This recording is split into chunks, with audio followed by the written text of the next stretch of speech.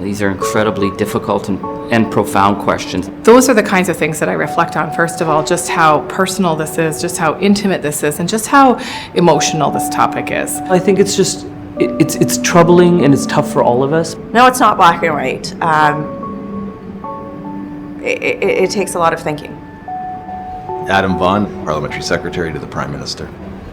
For me, the one that is sort of front of mind is the passing of my mother. She actually physically took the respirator off her face and tried to bring death a little sooner, even though she was in palliative care, excellent palliative care, even though she was being properly cared for. She had the exhaustion in dealing with the illness had just got to her. And even though she had given herself a heart attack and survived it, and even though she had with all the complications had tried to take oxygen from her body, she went on to live for another month and a half. It was tough because she had fought so hard for so long. I'm Charlie Angus, MP with the New Democratic Party. Right now I'm dealing with a very, very close loved one who was told they only have days to go, and the will to live in this person is incredible. So it makes me realize that you have to be very careful. You have to talk about these issues with an incredible amount of respect. I'm Aaron O'Toole, and I'm Conservative. I was tackling this issue from the vantage point of a parliamentarian, a lawyer, but also as a father and as of a son who lost my mother to breast cancer when I was 9. And my vivid memories of her are at the palliative stage of breast cancer. And so that's certainly been very formative for me as a member of Parliament who went through that as a young person. My name's Patty Haidu, and I'm with the Liberal Party. When my aunt was 40 and 50 years old, and she was a pivotal role model in my life, she was a brilliant woman, and she often would say that if at the end of her life she wasn't fully cognitively capable, if she wasn't living a life that she was determining for herself that she wouldn't want to live. My aunt actually was passing away when I was first elected. We had this clear conversation where I said to her, if you don't take the antibiotics, you will die, and that's not a bad thing. But you need to make that choice. I can't make that choice for you. And she chose to take the antibiotics. And I thought that was such a profound mystery, really, that what we might want at 40 is completely different than we might want at 70. And which is the right choice? My name is Nathan Cullen. I'm a member of the New Democratic Party. I can remember all my uncles and aunts, and everybody was so distressed, and the conversation was difficult because we weren't entirely 100% sure of what my grandmother wanted, not 100%. And so we have to make some decisions. And I also was able later to reflect on what that was like for the doctor and the nurses who had, as far as I could tell, no legal protection and no ability, and had a Hippocratic oath and all of these things in place, that they faced incredible risk, and we faced this incredibly hard question. My name is Robert Falcon-Ouellette, and I'm with the Liberal Party of Canada. I almost did commit suicide at age 6. I wrapped a rope around my neck.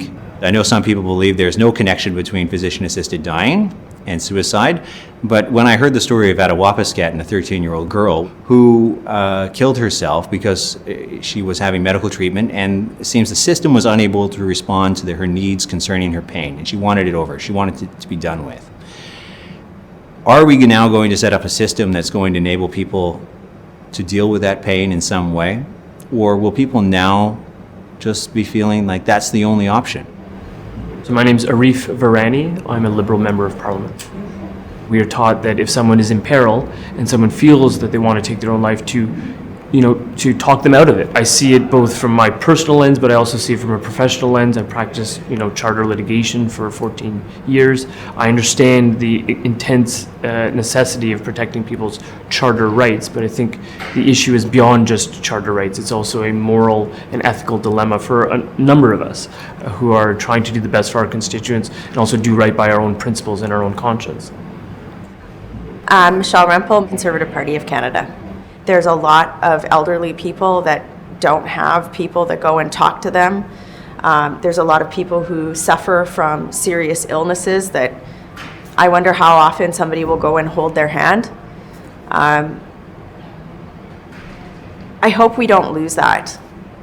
in this. I kind of feel like we have lost that. You know, another example is working on the streets in Thunder Bay, operating a homeless shelter with people that were in end-stage liver disease, seriously ill with hepatitis C. Oftentimes, you know, when they were completely and absolutely homeless, they would say, I want to die. This is it. I'm dying anyway, so why can't I just be put out of my misery? They would be cognitively able to make that decision. And yet, with some of those folks, when we were able to house them in supportive housing with community and security and safety and a feeling of belonging, even though their illness was terminal, they didn't want to die anymore.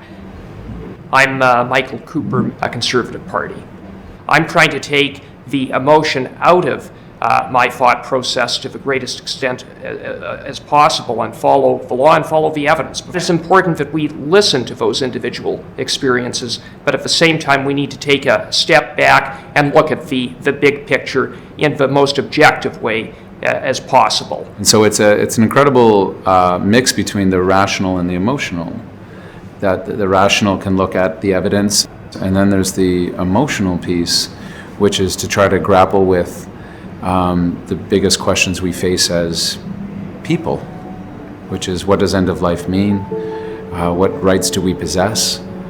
And then what the role of government is in that. You have to be very careful to allow your personal feelings and, you know, your sense of rightness and wrongness to be a context, but it can't be the only thing. You have to look at the legislation that's in front of you. This is an issue which we will be revisiting as long as we're alive.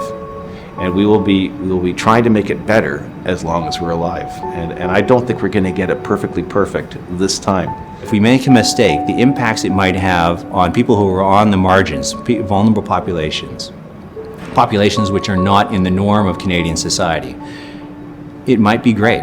I think the legislation is as good as it's going to get, giving the alternatives, but this is really something that we need to talk about as a society, and that's not happening.